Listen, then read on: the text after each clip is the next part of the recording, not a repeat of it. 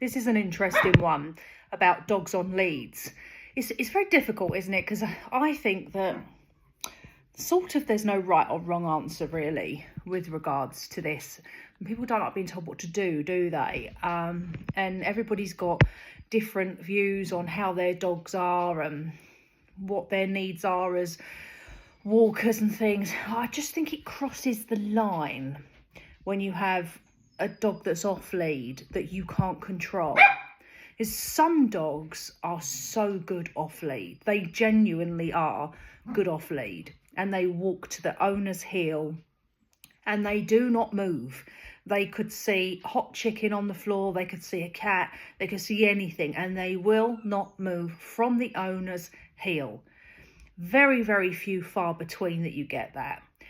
Really, in my opinion, that's how dogs should be walked on the lead. The dogs should be next to the owner's heel. I actually learnt that once because I used to be one of these that does this with the lead and lets the dog walk 10 foot in front of me, and I walk where the dog's walking me and control me.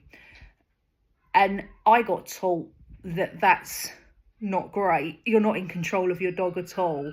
And after I learnt that, I sort of picked up on it, took ownership of it, picked up on it.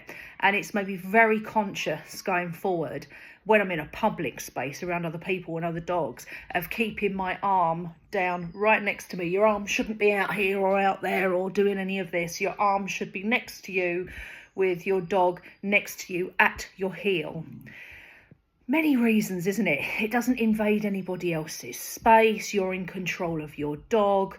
You have you're in the lead of your dog. You know, you are the leader of your dog. You're in control of it.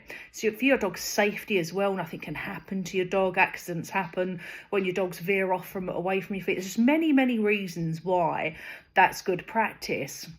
And when I put that into practice, I understood that. It's different when you're kind of walking down a pathway and there's no one there, and you might want to let the lead a little longer. I mean, I'm really against extended leads because of how dangerous they are for many reasons. It's a whole topic of its own. But yeah, I guess a few of mine are really good off lead. I tend to do it when no one's around. More so because you never know what somebody else's dog is going to do. So not everybody's in control, are they? And just, safety and security. But I just had an incident where I was washing a car, and from out of nowhere, this Rottweiler bounced up to me. I've actually cut the Rottweiler's nails before, actually, so I'm sure it will be fine. I don't think it's necessarily an aggressive dog at all, but I have noticed that this dog's not the owner of this dog, I think, thinks they're in control of this dog, but they're not. That dog's actually had its head through my back gate before. And obviously I've got dogs that are loose, and that could have gone the wrong way. Thankfully, I saw it. Ironically enough, the owner didn't even see it. They were too busy chatting. And then the dog wandered back in its own time to its owner, and the owner was oblivious to what the dog had just done, which is really bad. It's really bad when your dogs are off lead. If you're going to have your dog off lead, monitor it. The dog could have took a shit on the floor. Never mind,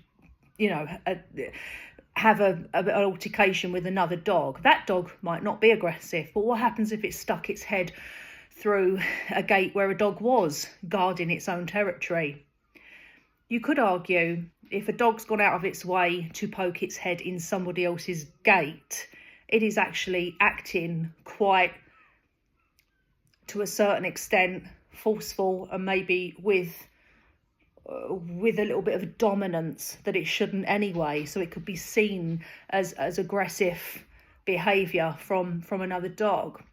But I just had this Rottweiler bound up to me, and it was actually going for the water hose. I was washing a car, and it was locked onto the water hose, bouncing around. We've got a lot of children here that wash their kids wash their dad's cars and stuff like that. And, obviously, thankfully I haven't got a child with me or anything like this. And, eventually the owner comes around the corner and sees the dog, because the owner's taken long enough to catch up, because the dog's off lead. Calling the dog. Dog's not even listening, not even on the owner's wavelength. And then asked me to turn the water off.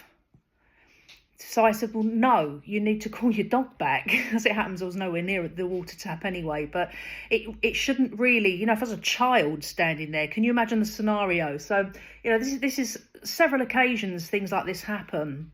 It's just not fair. It's something to think about if you've got that type of dog, to take ownership of it. And I've had to do that before. You get all this kind of training. Oh, your dog should be off lead, walking naturally. Do you know what?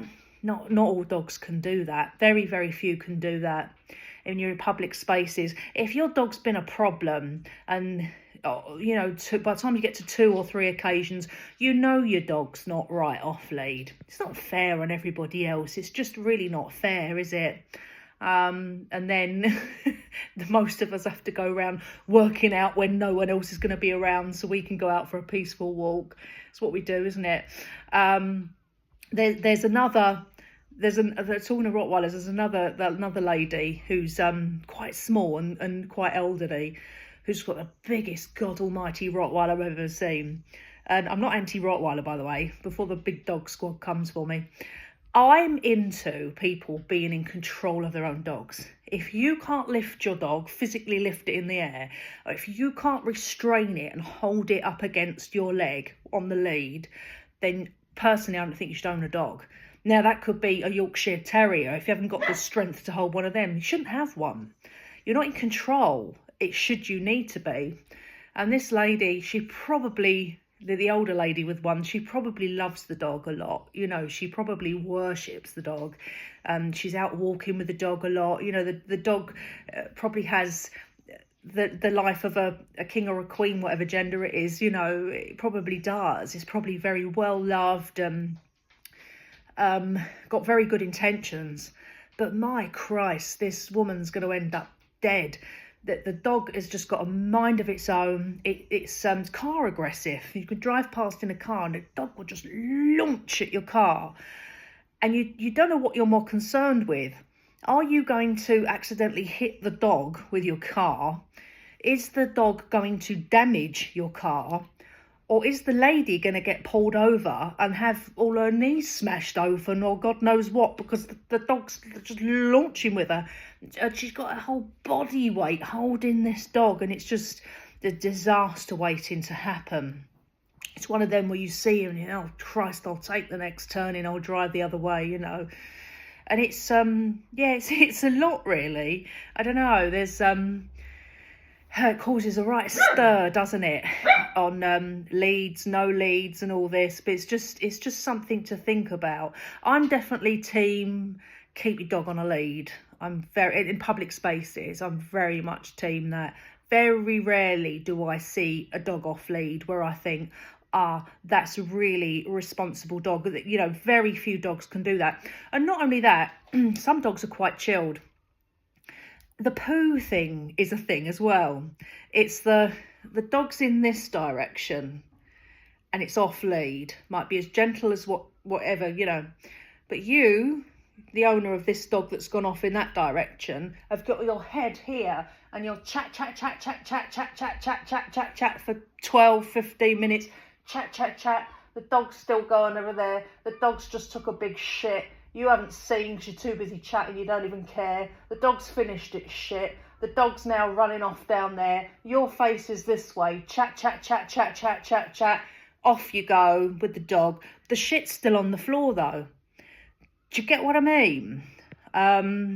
The walking along and letting the dog just run off somewhere.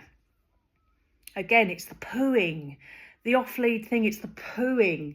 It's a danger to your dog as well. I don't know. Just thought I'd come and share that experience, and you'll get a lot of people. I think most people that don't give two shiny shits will probably just still carry on not giving two shiny shits. Sometimes you try and put a message across and get people to think about things. Well, no, I care. I used to be out of control with the lead, doing all this pulley thing. And that's the other thing as well. When the people, this pulling forward with the lead business with the dogs in front, or the extendy lead. The extendy lead, when it's 10 foot in front of you, you might as well unclip the dog at that point, because all it's got to do is veer off left and it's in the road. Because it's just because you're in a straight line, it's the extended lead on a small pavement that gets me. Literally, unless that dog's on the inside of you, not on the outside where the cars are, but on the inside and right next to you, it literally just needs to veer off left or right, depending on where the road is, and the dog's in the road.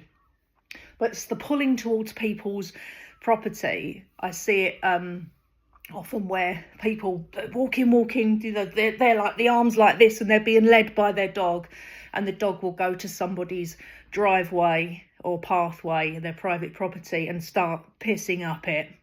And the person standing there with the arm out like this, what, do you not want to just pull your dog in and say, no, not there, up so-and-so's property, up their pathway, or up their car wheel, or wherever it is. No, come back to me by my heel. The bit where you stand there and just let your dog piss in someone's garden or up their car, or on public benches where people try and sit and have their romantic lunches and picnics, and then, you know, Bonzo's just cocked his leg and pissed up the bench. There's just other places to wee, isn't there? Anyway, that was my thought for the day. What do you think, Venice? Do you care? Not really. You don't care, do you? Not a lot of people do, to be honest. No.